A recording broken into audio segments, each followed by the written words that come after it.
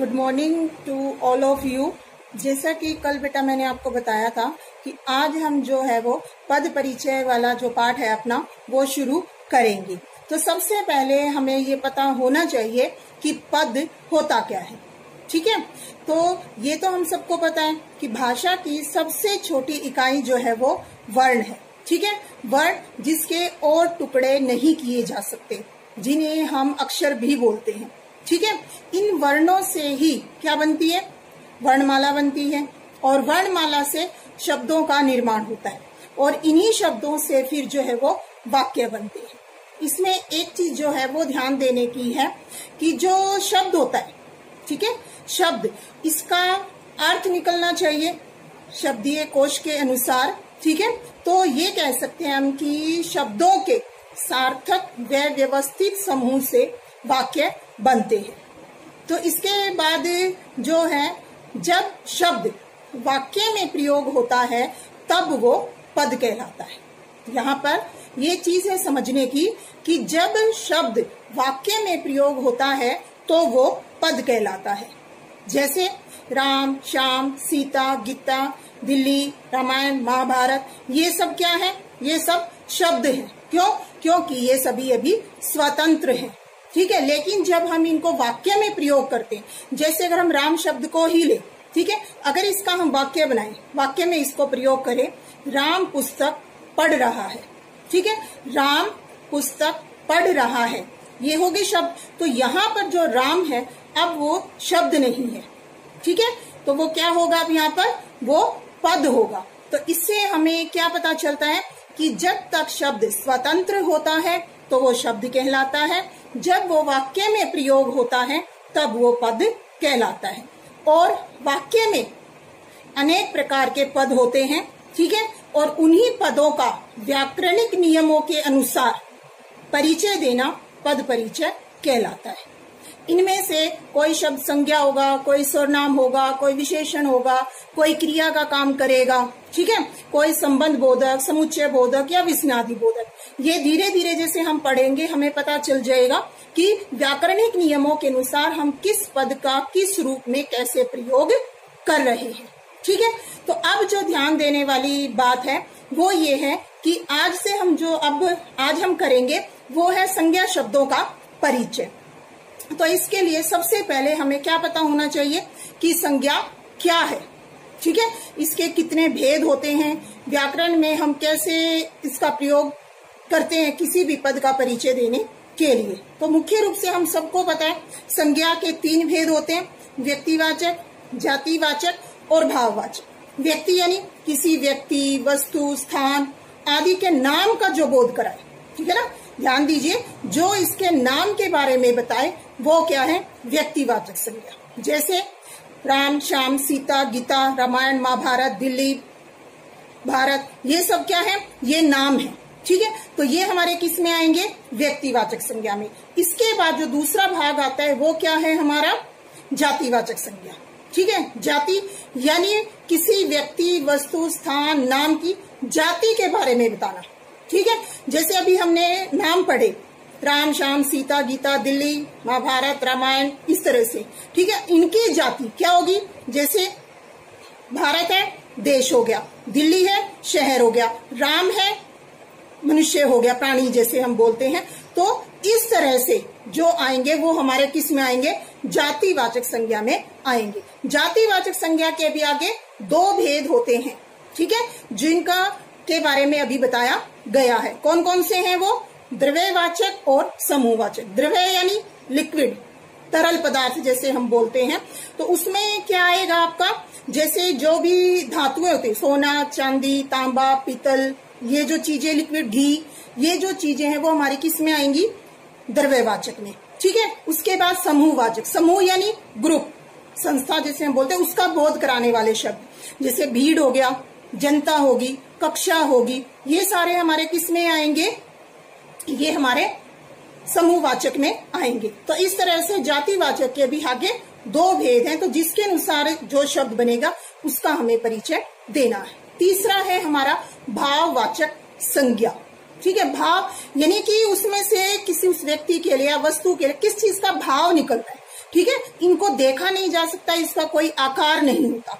ठीक है, जैसे बुढ़ापा है, घृणा है, प्रेम है, बुराई है, अच्छाई है, ये सब क्या है, ये भाववाचक संज्ञाएं हैं। ठीक है, तो इनका अब जैसे हम पद परिचय एक एक का करेंगे तो हमें पता भी चल जाएगा। अब मैं ये चीज आपको उदाहरण से भी समझाऊंगी। इसके लिए एक चीज जो ध्यान रखनी है, संज्ञा का पद परिचय देते समय हमें कि एक तो संज्ञा और उसका कौन सा भेद है ये बताना होता है। दूसरी चीज क्या है, उसमें लिंग, वचन, काल, कारक और क्रिया से संबंध यदि है तो, ठीक है, वो हमें इनका बताना है। तो सबसे पहले अगर हम व्यक्तिवाचक संज्ञा का उदाहरण लें तो क्या ले सकते हैं हम, जैसे राम पुस्तक पढ़ रहा है, इसमें राम और पुस्तक दोनों संज्ञाएं हैं। राम जो है वो कौन सी संज्ञा है, व्यक्तिवाचक संज्ञा, ठीक है, और पुस्तक कौन सी संज्ञा है, जातिवाचक संज्ञा। तो राम का अगर हमें पद परिचय देना हो तो हम कैसे देंगे, राम व्यक्तिवाचक संज्ञा, लिंग, राम है तो क्या हो गया, लिंग इसका पुल्लिंग हो गया। ठीक है, पढ़ रहा है, राम पुस्तक पढ़ रहा है तो क्या हो गया, एक वचन हो गया। तो व्यक्तिवाचक संज्ञा, पुल्लिंग, एक वचन, काम को करने वाले यही है तो क्या आ गया, कर्ता, कारक। ठीक है, और पढ़ रहा है क्रिया किसके द्वारा हो रही है, राम के द्वारा, तो ये क्या बन गया, पढ़ रहा क्रिया का कर्ता।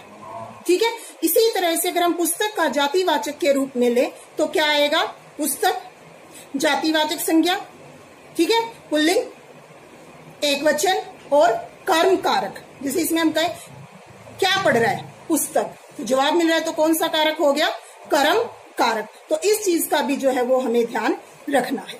ठीक है, तीसरा हमारा आता है भाववाचक संज्ञा। ठीक है, जैसे हम कहते हैं बुराई से दूर रहो, अच्छाई को अपनाओ, ठीक है, उसमें बुढ़ापा आ गया, तो ये सब क्या है, ये है हमारी भाववाचक संज्ञा। ठीक है, तो इसका पद परिचय भी ऐसे ही देना है, जैसे भाववाचक संज्ञा, बुराई है, स्त्रीलिंग हो गया, एक वचन हो गया। ठीक है, तो भाववाचक का इतना ही बनेगा। हाँ, अगर इसका किसी के साथ संबंध जोड़ के बताया गया है तो आप उसमें कारक के बारे में भी बता सकते हैं।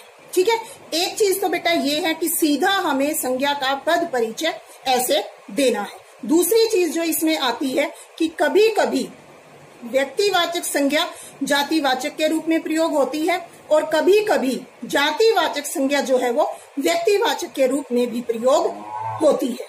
ठीक है, उसके लिए कैसे, जैसे हम व्यक्तिवाचक का उदाहरण लें, आज हरिश्चंद्रों की कमी नहीं है। हरिश्चंद्र राजा का नाम सबने सुना हुआ है। ठीक है, अगर उदाहरण दे, राजा हरिश्चंद्र एक महान व्यक्ति थे, तो इसमें हरिश्चंद्र जो है वो क्या है, एक राजा के लिए आया है, तो ये व्यक्तिवाचक संज्ञा है। लेकिन अगर हम कहते हैं कि आज हरिश्चंद्रों की कमी नहीं है, तो यहाँ पे जो हरिश्चंद्र है वो एक व्यक्ति के लिए प्रयोग न होकर ऐसे लोगों के लिए प्रयोग हुआ है जो सत्यवादी हैं, सच का पालन करते हैं। तो यहाँ हरिश्चंद्रों शब्द जो है वो किसी एक व्यक्ति के लिए प्रयोग न होकर पूरी जाति के लिए प्रयोग हुआ है। तो यहाँ पर ये क्या आएगा, जातिवाचक संज्ञा। इसी तरह से कुछ जातिवाचक संज्ञा भी व्यक्तिवाचक के रूप में काम करती है। जैसे आप सबने सुना होगा, पंडित जी देश के पहले प्रधानमंत्री थे। वैसे तो पंडित जी से अर्थ हम किससे लेते हैं, ब्राह्मणों से, पंडितों से, पुजारी जैसे होते हैं उस तरह से लेते हैं, तो इसके हिसाब से तो ये जातिवाचक संज्ञा होनी चाहिए। लेकिन पंडित जी देश के पहले प्रधानमंत्री थे, तो यहाँ ये पंडित जी शब्द किसके लिए प्रयोग हुआ है, पंडित जवाहरलाल नेहरू के लिए। ठीक है, तो यहाँ पर ये जो पंडित शब्द है ये जातिवाचक संज्ञा न होकर किसी एक व्यक्ति विशेष के लिए प्रयोग हुआ है, तो यहाँ पर ये क्या है, यहाँ पर ये व्यक्तिवाचक संज्ञा है। तो मुझे लग रहा है कि आपको ये अंतर समझ में आ गया होगा। लास्ट चीज जो इसमें आती है वो है भाववाचक संज्ञा।